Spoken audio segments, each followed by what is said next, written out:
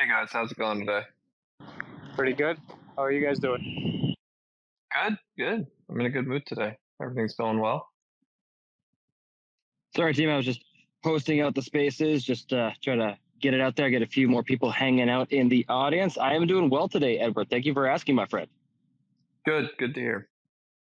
Is that Trey we have up now? Yes, it is. Hey guys, how are you doing? Good, how are you? Thanks for coming. Pretty good. Of course, thanks for the invite. Yeah, we love getting all different kinds of people up here and just chatting about Bitcoin. It's a lot of fun. I was going to say, if I sound a little stuffy, I had a brutal cold the past few days. I'm feeling good now, but it's still like I'm drinking tea on like a hot summer day. So we'll power through here. But I'm feeling good. I might just sound a little stuffy here, but I'm doing good. Okay, well that's good to hear. At least you're on the mend. That sucks. Oh, it's too funny. Yeah, my household too. I'm not sure what's going around, but all the kids and the wife are definitely a little bit stuffed up these last few days. Trey, were you down? Did you make it to Nashville?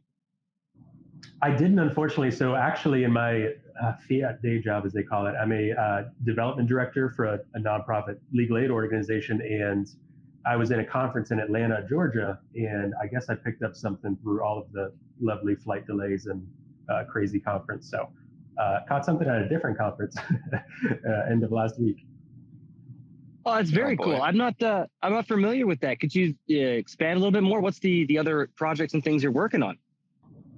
Yeah, for sure. So I mean, they're all over the country, but legal aid organizations really just help do any sort of like legal aid, and really I kind of pitch it as human services as well, but providing like free and affordable like law services, especially for low income residents. So we do housing, eviction stuff, we do immigration, we do a lot of children and family stuff like domestic abuse. So my whole career I've been doing nonprofit stuff really the past decade, and the past like 5 years has been around development and fundraising type things for a bunch of different nonprofits. But this is the most recent endeavor is with legal aid. I'm very curious with your kind of boots on the ground there. Are you seeing things improving? Are people in more need of your services lately? Which kind of way are things trending? Yeah, that's an interesting question. So I'm here, I say it many times on the podcast as well, but I'm in like the greater Boston area, and there's really ebb and flows. And I think, try to remove the political nature of this, but any sort of like immigrant crisis, right, that happens under both types of administrations in different ways, really. We've seen a lot of that in different places. So dealing with a lot more like immigrant influx, which a lot of them are just families. Trying to figure out those details. Housing stuff has definitely gotten worse because of the housing crisis, and that definitely relates to things we like to talk about in Bitcoin, right? So rising prices for everything, affordability issues, that creates a lot of situations where people are not able to make ends meet. It creates a lot of situations of greed and inequality with sometimes predatory landlords, not all, but some of them. So kind of fighting on behalf of people that can't afford rent, or there's some situation where they get taken advantage of. So a lot of different situations, and a lot of that kind of brought me into Bitcoin in the first place, was seeing we have a lot of issues, affordability crisis, all of this, and it's not getting better. What are some solutions? So we do help people in a lot of ways, but long term, that's why I'm so bullish and excited about Bitcoin, because that kind of unlocks a lot of power. We're really here to help people in those moments of crisis that can really turn their life around, which is fantastic. Like we help them in court one day, they get to keep their house. That's huge.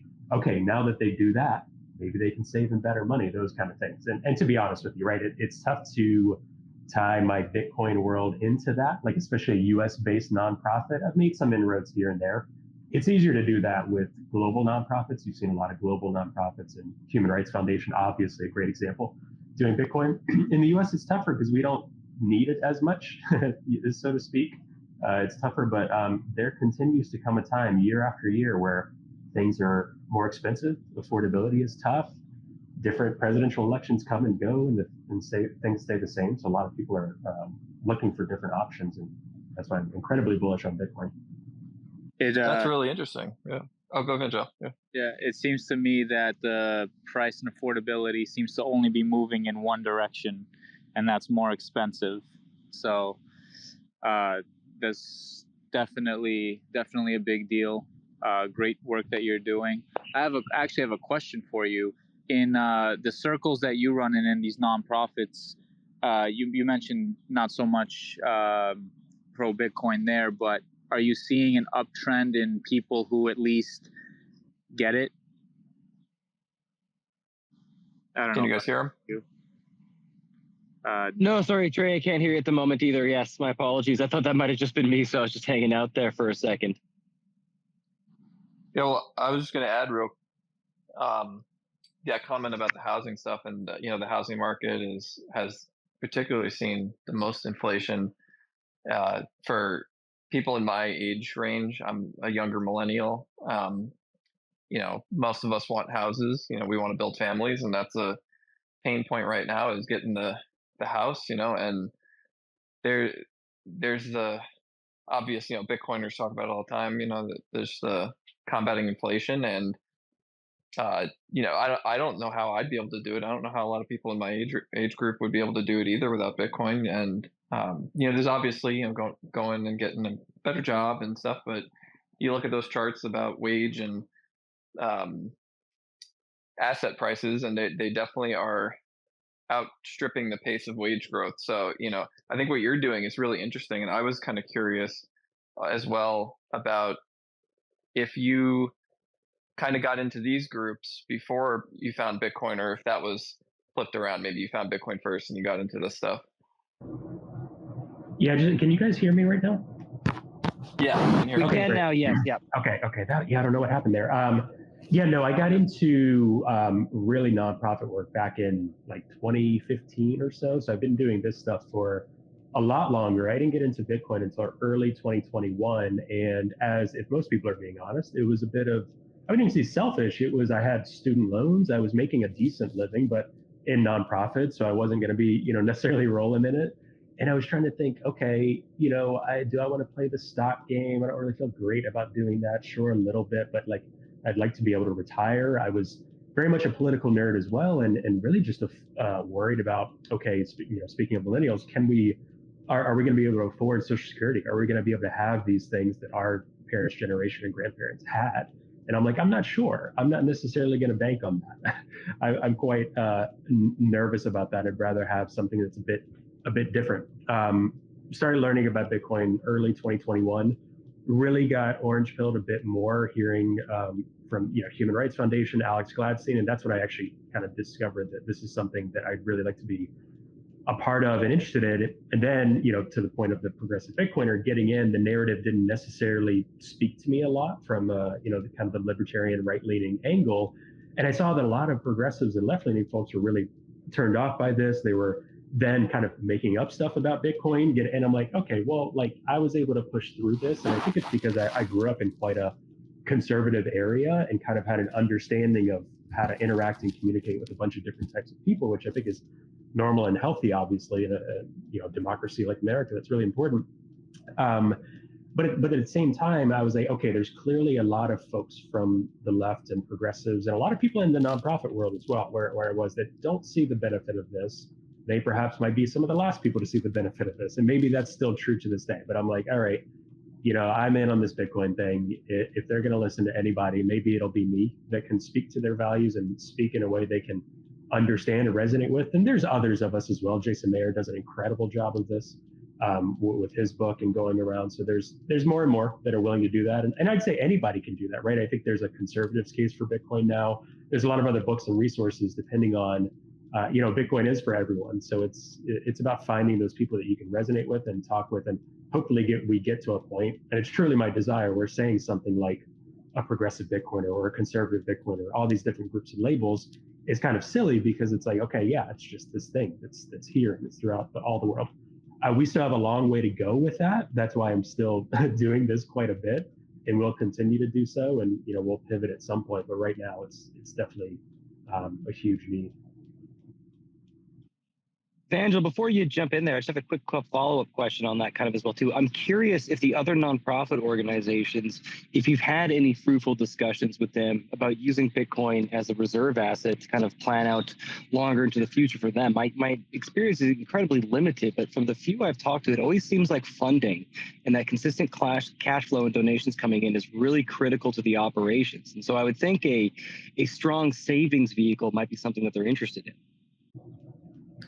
Yeah, I'm definitely getting closer to that point. I think it's about, and I've talked with Don Bay a lot about this, who runs Proof of Workforce and has been focusing on this with unions, doing incredible work. If folks listening don't know about that, check that out. I think it's workforce BTCs, Proof of Workforce. If you type it in on X, you'll find it as well. Kind of orange pilling unions. And one thing that he's adamant about is you've got to find the right time, the right context, the right example, right? Like if you have a union like full aping in 100% to Bitcoin, and then it goes down the week later, or it crashes at a certain point in the cycle, you're going to have some people that are like, oh man, we shouldn't have done that. That was a waste, right? Even though we all know it's going to come back up, right? We all know it's this kind of long-term asset, money, all of these things. For a lot of people just getting in, you got to find the right time. You got to do it small, right? So I've had some different conversations, and in past nonprofits I worked for, especially when I was early on in Bitcoin, I would say it and they're like, okay, that's cool. As long as you just add a disclosure that it doesn't represent, the values of our organization, or it's separate. I'm like, okay, like people know what I do. They know what I'm about. And sometimes I have to make it, this is my personal hat, this is my nonprofit hat. So people have been like respectful about it. They've been kind of understanding the human rights and global use cases when I talk to them about that. They're like, okay, that makes sense why it's used over there, right? I'm starting to get to the point, and I hate to say it because I still feel a bit mixed about things like ETFs and all these other products. The ETFs are making it easier for me to bring this up because even my nonprofit now, we have like an advisory and kind of a plan for these things.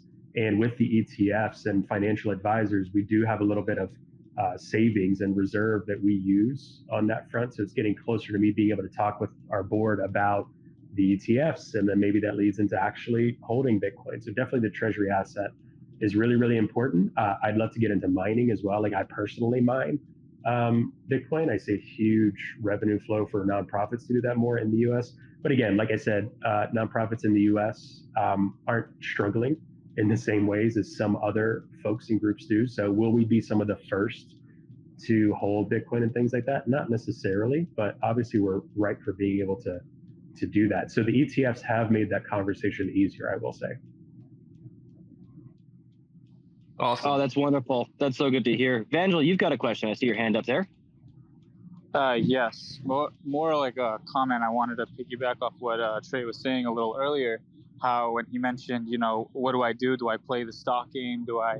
And a lot of people are in that same mindset because with the monetary system we have, savers are losers. So it forces your hand down the risk curve because otherwise you have a 100% guarantee to get debased. So you need to do something to protect what you have, which forces you into, I have to do something other than add value and save the difference of what you didn't consume.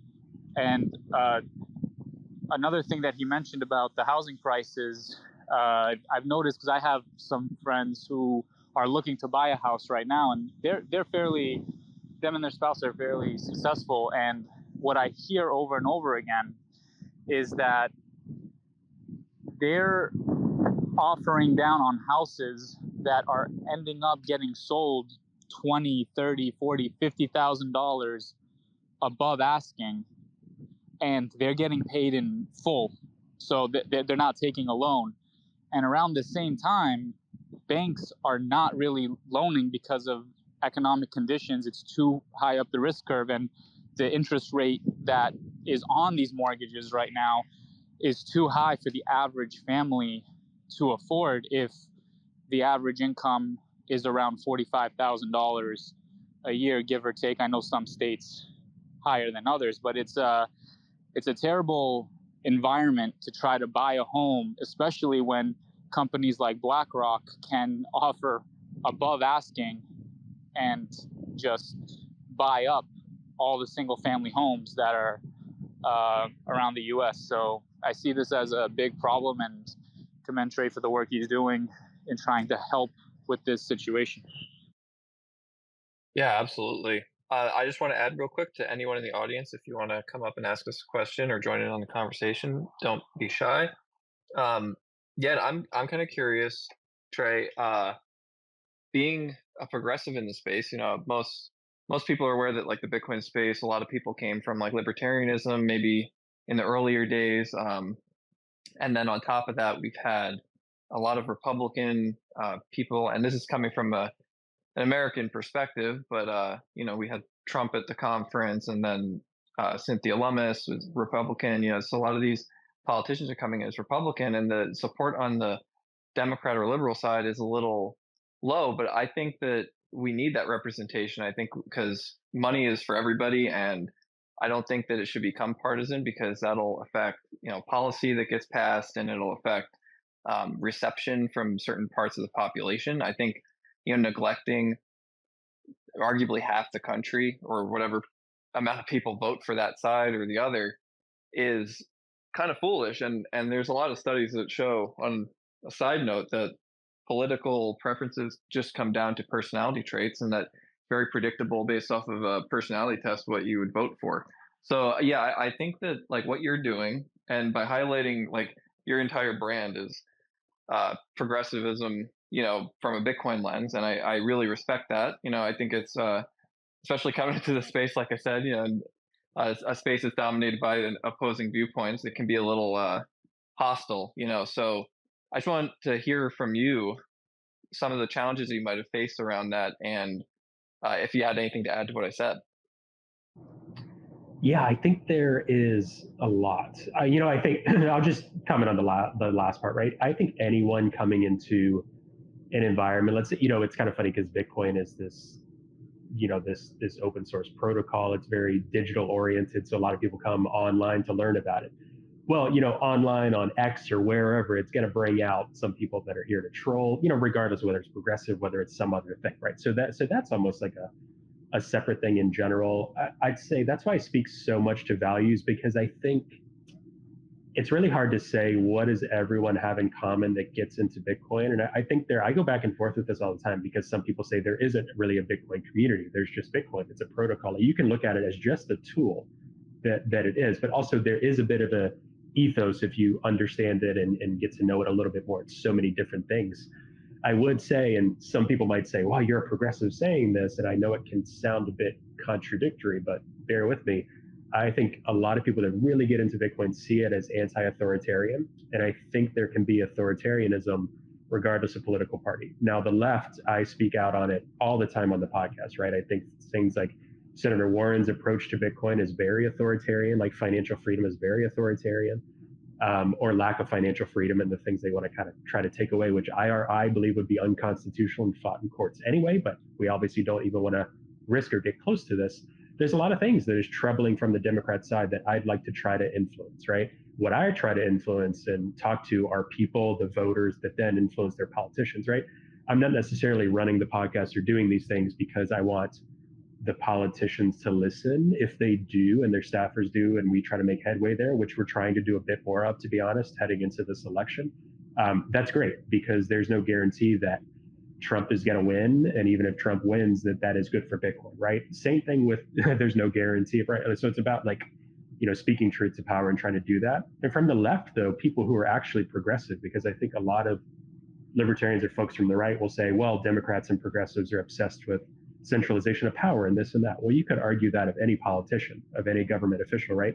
A lot of left and progressive voters are typically more weary of authoritarianism from corporations, from police states, from war and things like that. Well, historically war, military-industrial complex, and fighting for working class values. A lot of folks from the left don't quite understand, and maybe the right just as much, don't really understand economics and finance. I learned that a lot coming into Bitcoin. I was like, okay, this whole money printing thing isn't the greatest, right? So there are some policy standpoints that I wouldn't agree with necessarily with some hardline progressives or MMTers, right? But those values are still the same. And there are some progressive policies I would agree with that I would disagree with a libertarian on, like certain taxation policies and the work that I do in nonprofits, right? So I think there's a million different ways to answer your questions. But for me, a lot of it was, yes, I'm from the left and kind of a reluctant progressive. It just kind of depends on the situation, right? Kind of come in as someone from the left. I saw that there really wasn't anyone to that when I first came in. There are a few others now.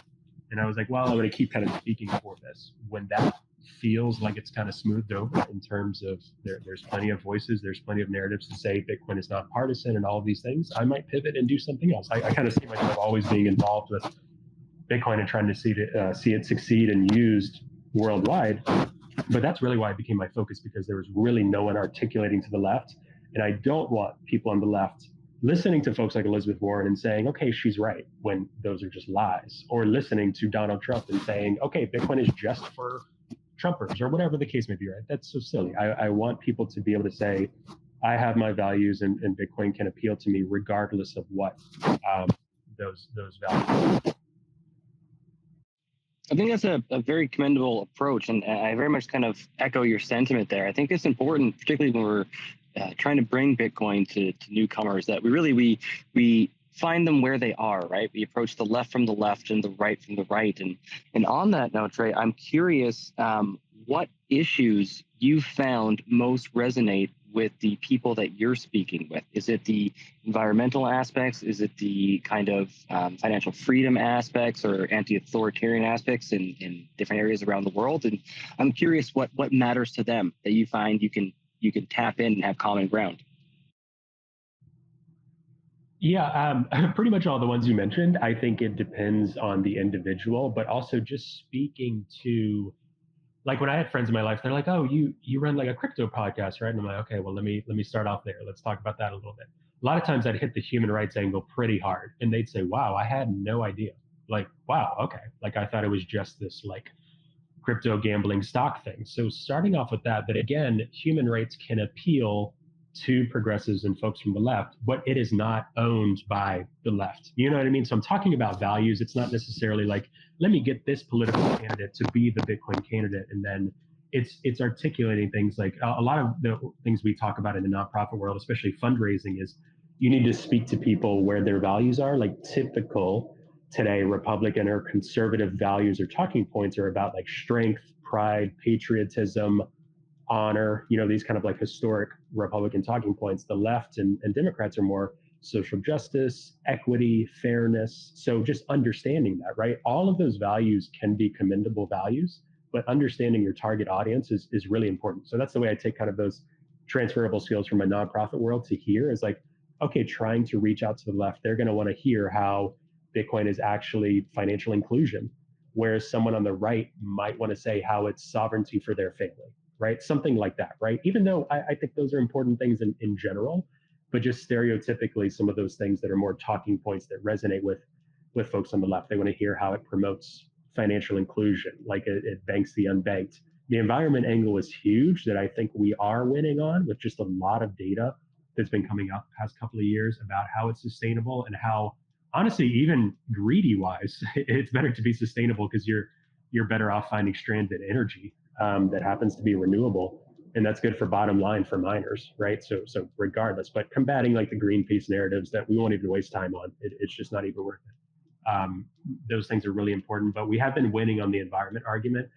I think this is kind of going off of your question a little bit. I think the next 4 years, for better or for worse, could become very political again, regardless of who wins, right? Let's say that the Harris administration comes in. Does Bitcoin become more political? Do they double down against Bitcoin and Bitcoiners? Does it even out? I'm not sure, right? Does Trump come in and become more political in that way, and Democrats are even more turned off, or the left from it, right? Either way, we're prepared to try to speak to people and just kind of resonate. It is nonpartisan. We'll speak to progressive values and keep doing our thing, but the stakes feel pretty high again right now. I'm curious your thoughts, kind of speaking about the growing political tension as well too. I've been trying to just play around with the idea and game things out in my mind, and I'm wondering, as things are getting more tense, but if we do end up seeing kind of the price action we would kind of expect for around this time in the cycle, I imagine there's also a lot of people in kind of the Silicon Valley tech world that would maybe consider themselves progressives and maybe more on the Democrat side.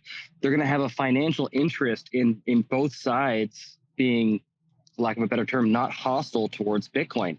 That I wonder if a new donor class will basically maybe calm the waters on the subject.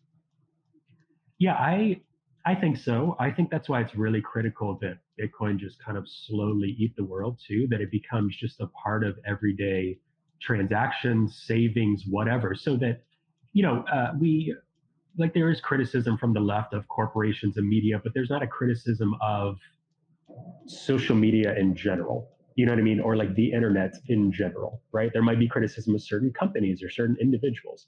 We're still at this point where Bitcoin has yet to rise to the place where, okay, let's pose a criticism at a particular Bitcoin company, but we're cool with Bitcoin the thing, right? Right now, it's still Bitcoin the thing is this person, typically generational, typically extremes on the internet, to be honest, because if you kind of get out of the internet echo chamber, you talk to someone about Bitcoin in the street, rarely are you going to get such a visceral response. Sometimes they might just think, I'm not really interested.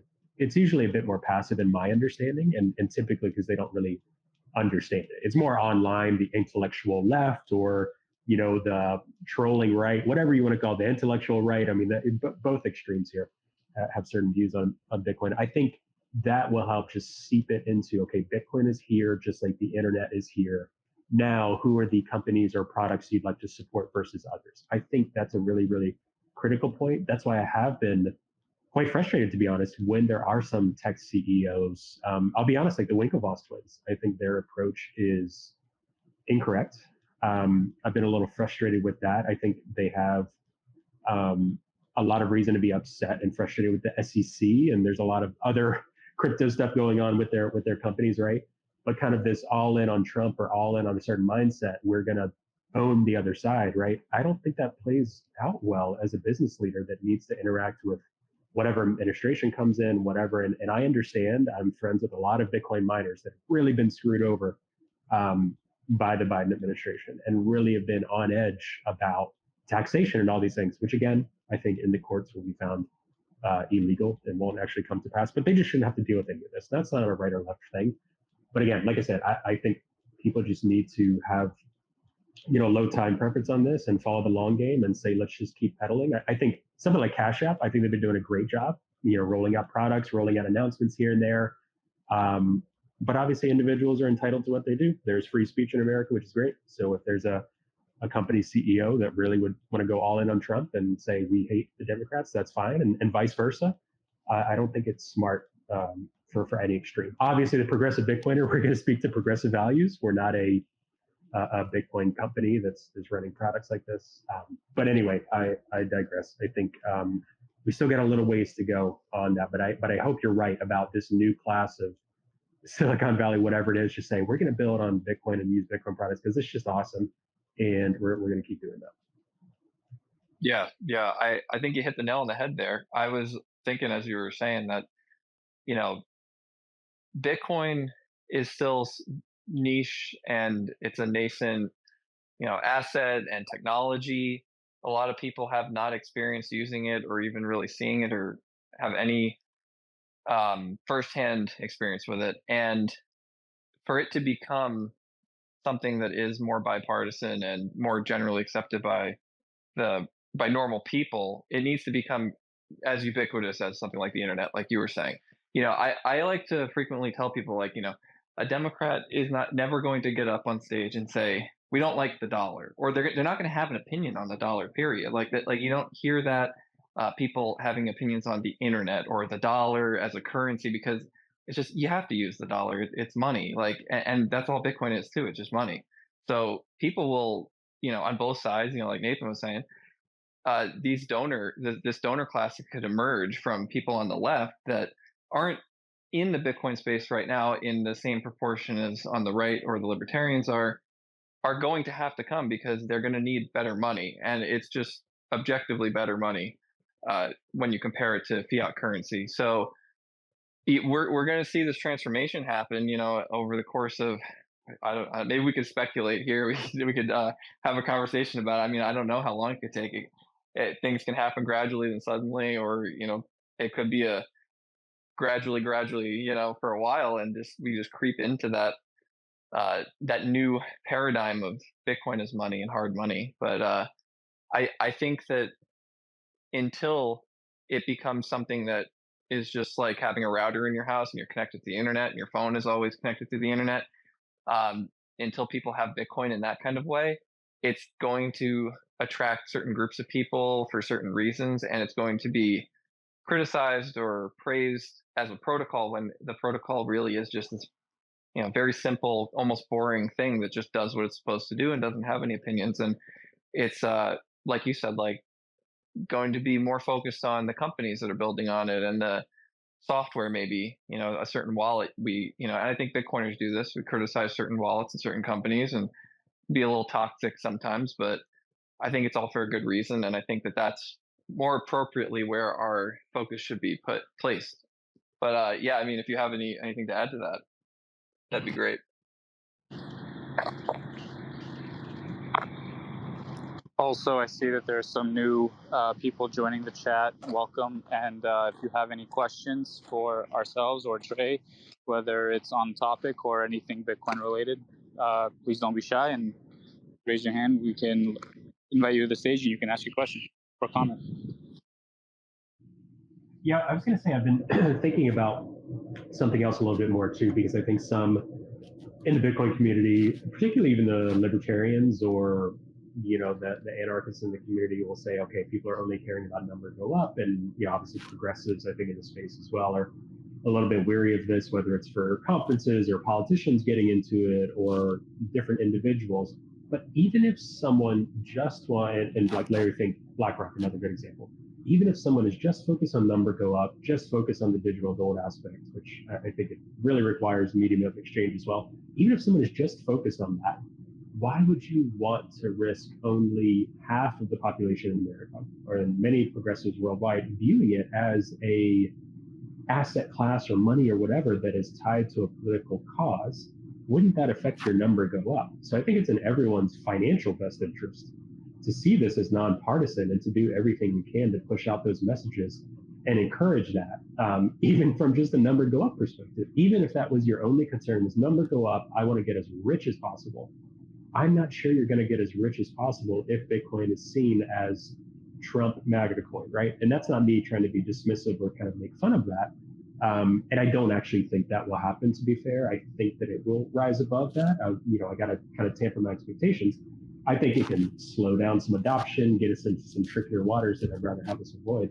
There's also just a financial incentive to try to go above and beyond that and appeal to it as this nonpartisan money, and that works for everyone. Now, I will add, like, if there were progressives that came into the space and were like, okay, Bitcoin needs to be proof of stake. Well, many of us have fought against that. Greenpeace tried that, and they ended that campaign because it was worthless. And I spoke with people that were personally working on that campaign that dropped out of it because they knew it was worthless and pointless. So if you notice, the Change the Code campaign for Greenpeace, it ended. You don't see that anymore. What you see is clean up Bitcoin. So they pivoted, right? We can work with clean up Bitcoin, right? They still have their motives and this and that. And it's like, well, actually, if you look at it, Bitcoin is the most sustainable industry on the planet.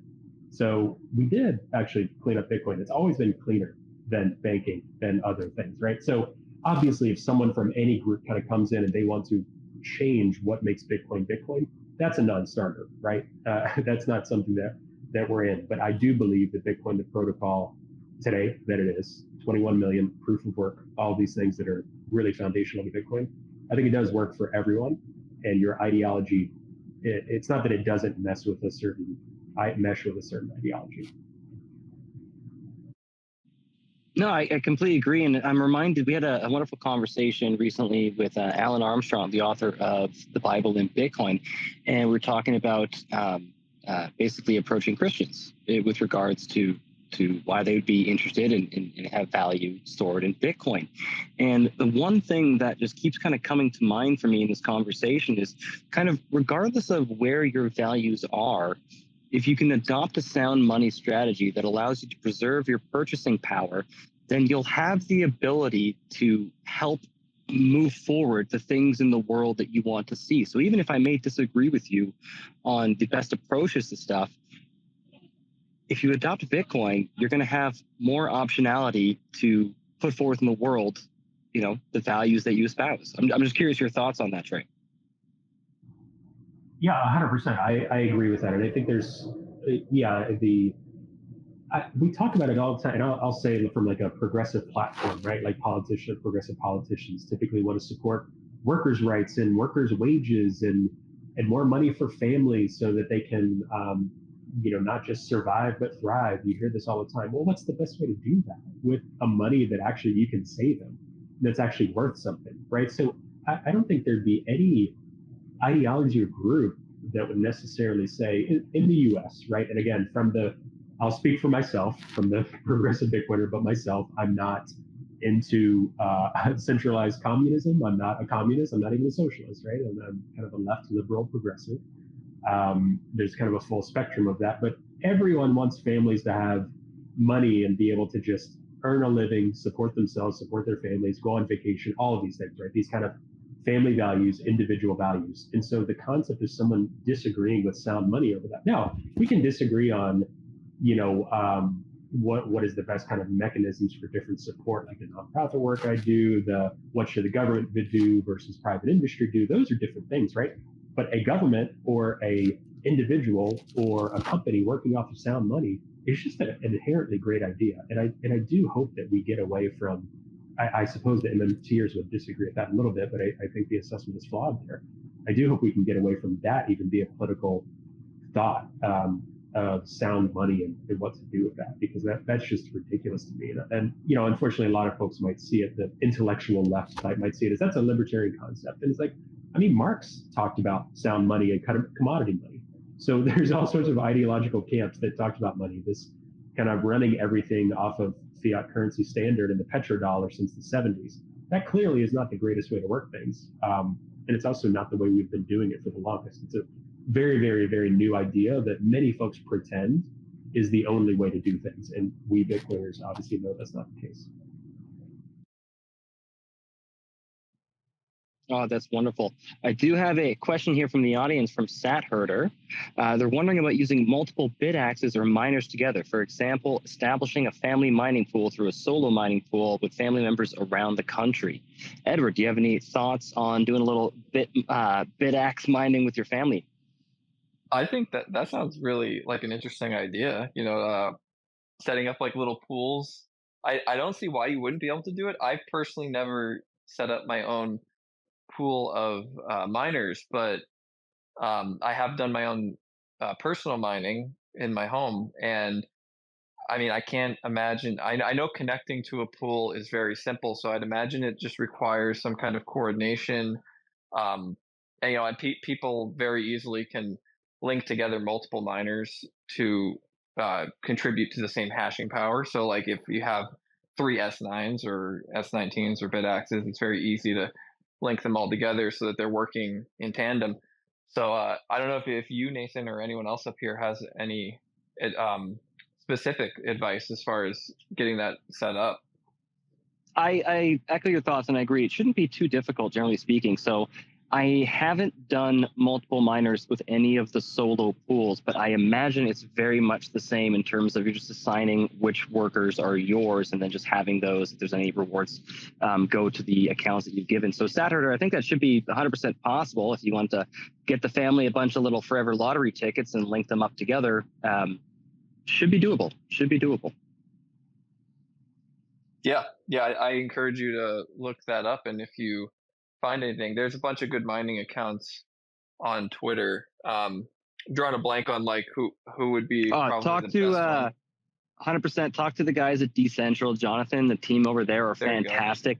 There's another one in the US that I'm blanking on at the moment, but there are wonderful mining companies out there that are really focused on the pleb mining side of things that can definitely help you out with the specifics on that. I haven't played around with the BitX yet. I've only got my S9, but it's definitely something that I'm looking to get into.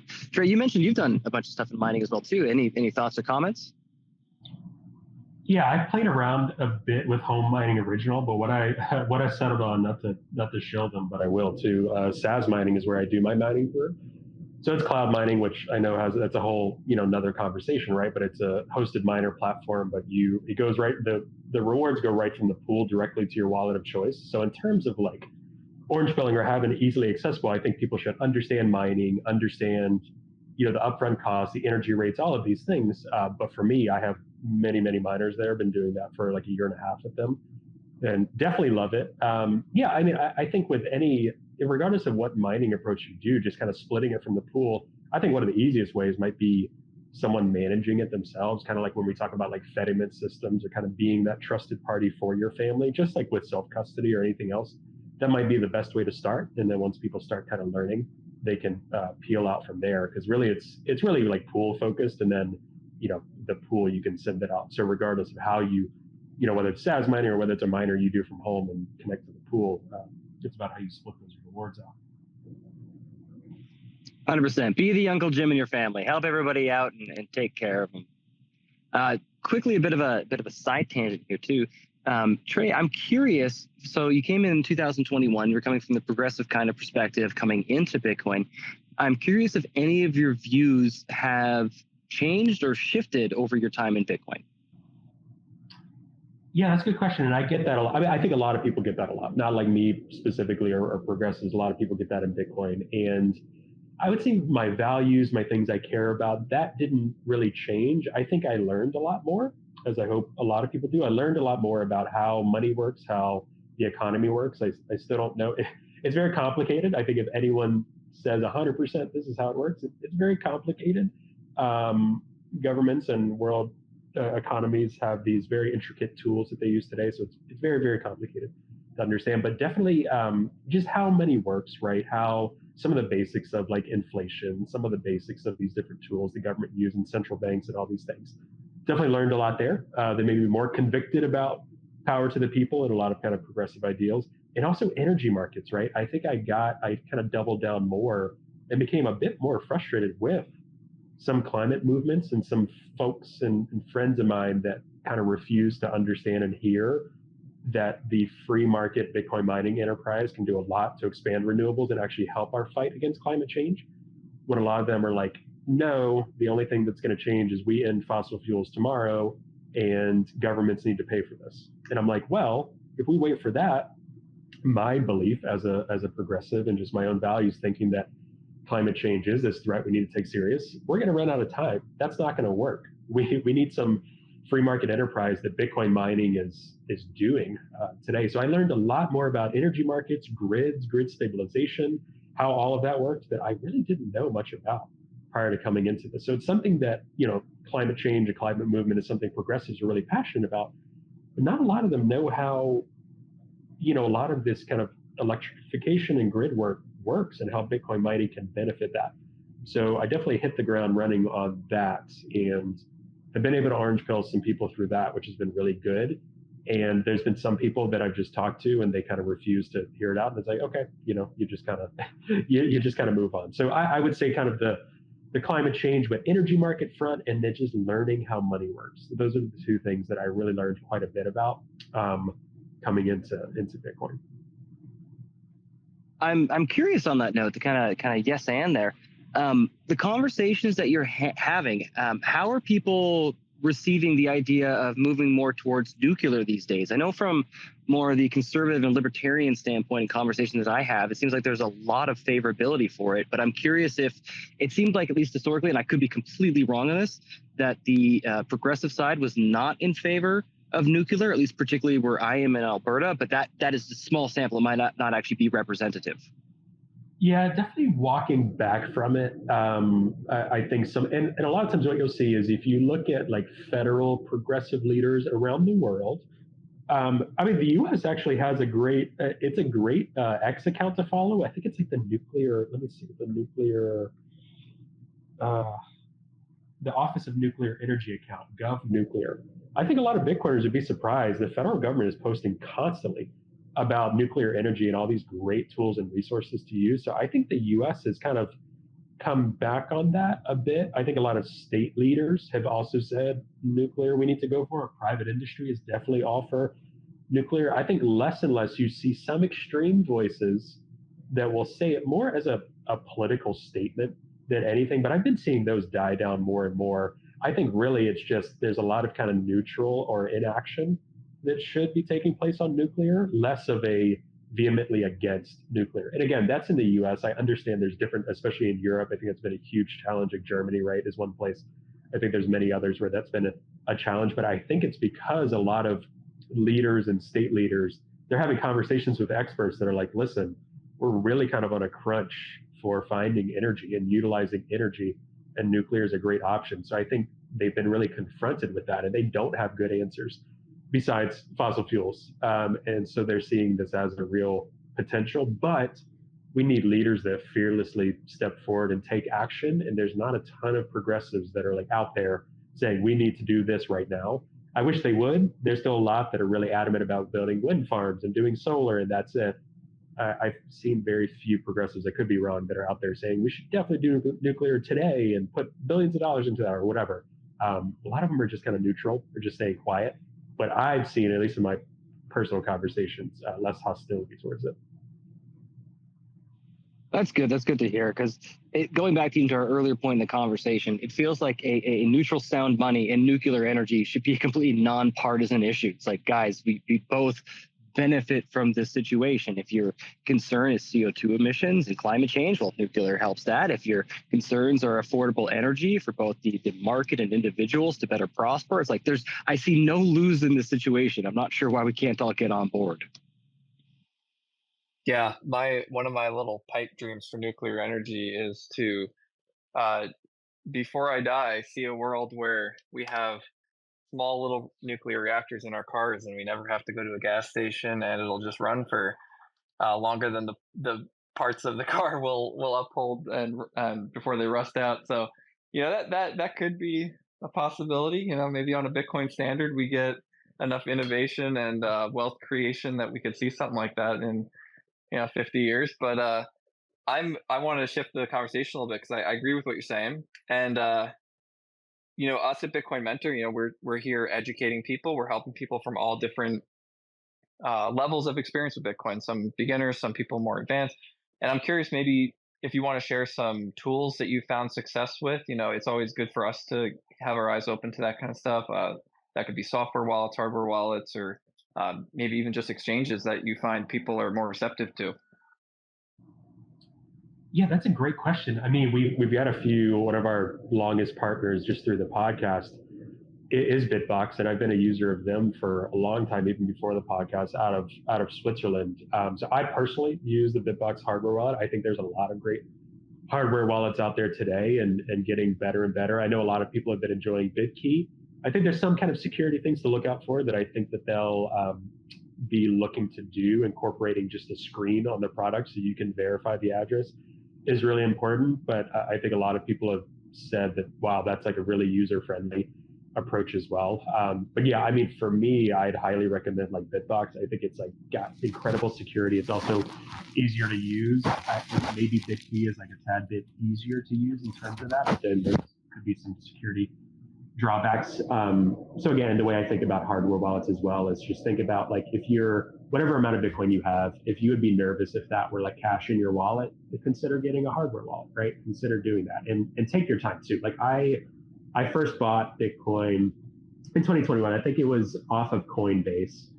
And I know a lot of people have suggested, I think less and less, but some people are like, oh my gosh, just don't go to many major exchanges, do this, because if they do that, then you'll just keep it on the exchange.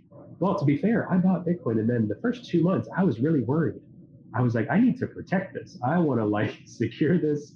I want to have it be as secure as possible. I have no tech background. Like I know how to use like a laptop and work stuff, but was not technologically savvy. I was in Reddit threads. I learned how to run my own node. I was just like very, very worried. I was like, Coinbase is going to go under, because coming in as a progressive, I am very weary of corporations. I'm very weary of corporate power and shitcoin crypto exchanges, whatever, especially not being the most regulated. That's another conversation. I'm not saying there should be all of this tight regulation, but it's a bit of the Wild West with some of these corporations, and even more so then, and before FTX blew up and all of this stuff.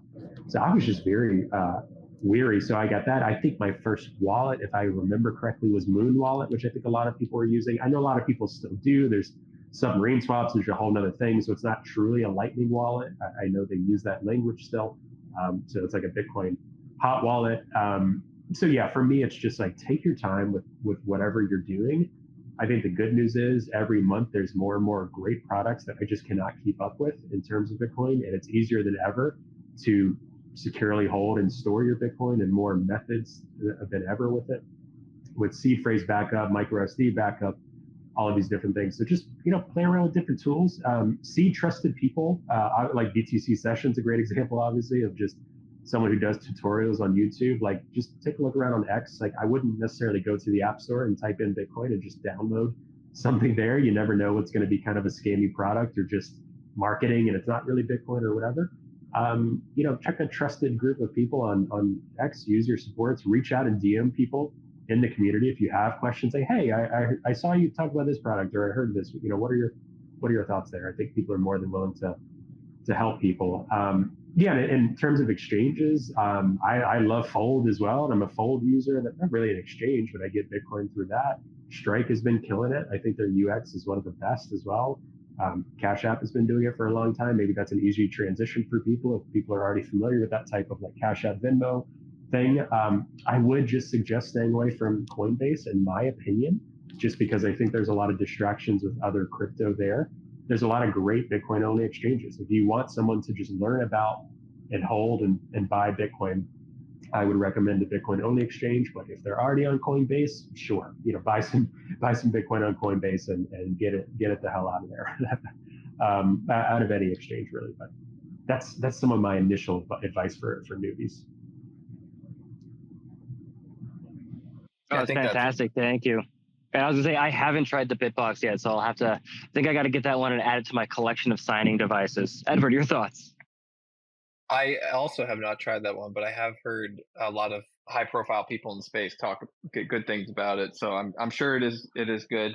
And it's funny that you threw out all these companies and products, and then at the end said probably to avoid Coinbase, and that was probably going to be my only reservation as well. I think that they're just kind of a there's so many other options, and I have family and friends that live in New York, and for them, Strike isn't available, River isn't available. There's a ton of U.S. companies that just don't operate there, and Coinbase does. So for a long time they had to use that, but now Cash App does. So if you're in New York, a little side tip to that: go to Cash App, support a Bitcoin only company. But yeah, there's tons of other options, and I think the most important part is to just, especially for the people that are new to the space and just getting their feet wet with Bitcoin, is to not overburden them and just encourage that they take their first step. Help them with that first step and just get them going, because for you to only have bought Bitcoin for 2 months and then to want to send it off the exchange, I think is pretty incredible. I'm a little older into Bitcoin. I think I first got it around 2015-ish, but it was I bought very sporadically, very small amounts for a very long time, and it was probably 6 months to a year before I took it off the exchange. So, but everyone has their own learning journey, and I think that where we are now in the Bitcoin space, people are there's much more information available, much more resources available. So I think that definitely helps, and I love seeing that people coming in the last couple of years are fast tracking their learning journey so much, and that they're instantly getting the idea that, okay, yeah, I need to get my coins off the exchange. And maybe part of that was, FTX, in recent memory, and Mt. Gox or other exchanges that have, rug pulled to customers. Some pain is a good teacher, and hopefully it doesn't have to happen to you, and you can learn from other people's mistakes. But yeah, and we're rounding out the hour now, so I just want to once again say, if there's anyone in the audience that wants to come up and ask a question or just join in, feel free to. And if you guys have any thing you want to address before we all head out for the day, go ahead. I do.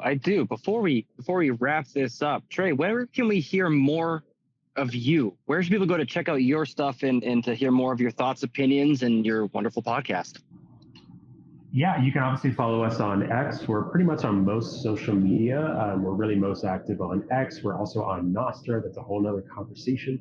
Really big into Nostr, kind of this freedom social media protocol, which if you're a newbie to Bitcoin, take your time.